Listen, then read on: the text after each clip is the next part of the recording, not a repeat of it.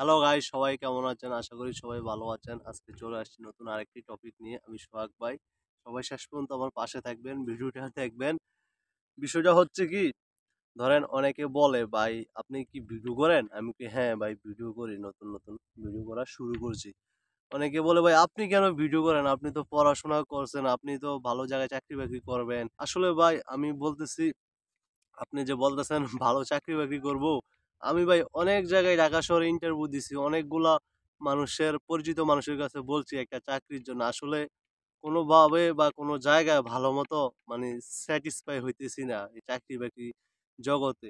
একটা আপাতত প্রাইভেট কোম্পানিতে আছি যদিও।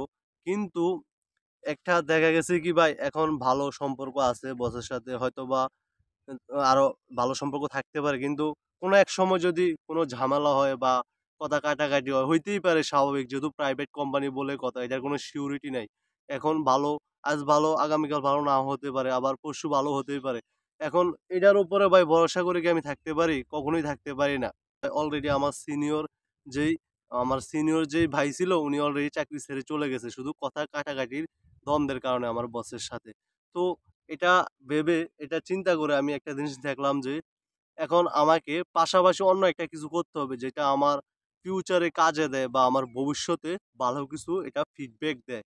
যাতে আমার চাকরি কখনো আমি ছেড়ে দেই বা আমার চলে যাইলেও যাতে আমি আরেকটা ব্যাকআপ হিসাবে ভালো কিছু করতে পারি বা ওইটা দিয়ে আমার জীবনটা চালাইতে পারি বা আমার সংসার, পরিবার যেকোনো সংসার বলতে এখনো কিন্তু আমি বিয়ে করিনি, বুঝছেন?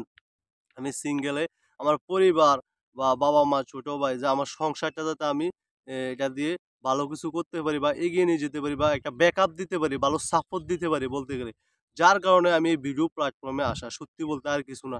আর এখনকার যুগে ভাই যে চাকরি-বাকরি করি, এই চাকরি দিয়ে সত্যি কথা বলতে গেলে মানে চলাটা অনেক কঠিন। ঢাকা শহরের ভিতরে বাসা ভাড়া দিয়ে থাকা, খাওয়া, তারপর নিজের খরচ, বাড়ি পাঠানো তো দূরে থাক। মানে বাড়ি পাঠাতে গেলে শেষ পর্যন্ত টাকা থাকেই না।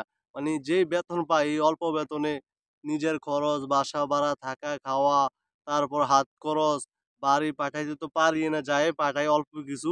সব মিলিয়ে এক্কেবারে মানে থাকে না। তারপর এখন যে অবস্থা, এই অবস্থা দিয়ে ভবিষ্যতে মানে আমি ভালো কিছু দেখার সম্ভাবনা কম দেখছি। যদিও তারপরও অনেক সময় ভালো কিছু যদি হইলে তো ভালোই। এজন্য আমি ভিডিও প্ল্যাটফর্মে আসা। তারপরও নিজের একটা শখ আছে ভিডিও করা বা নিজের একটা প্যাশন আছে। নিজের যদি শখ না থাকে তাহলে তো আপনি এটা করতে পারবেন না।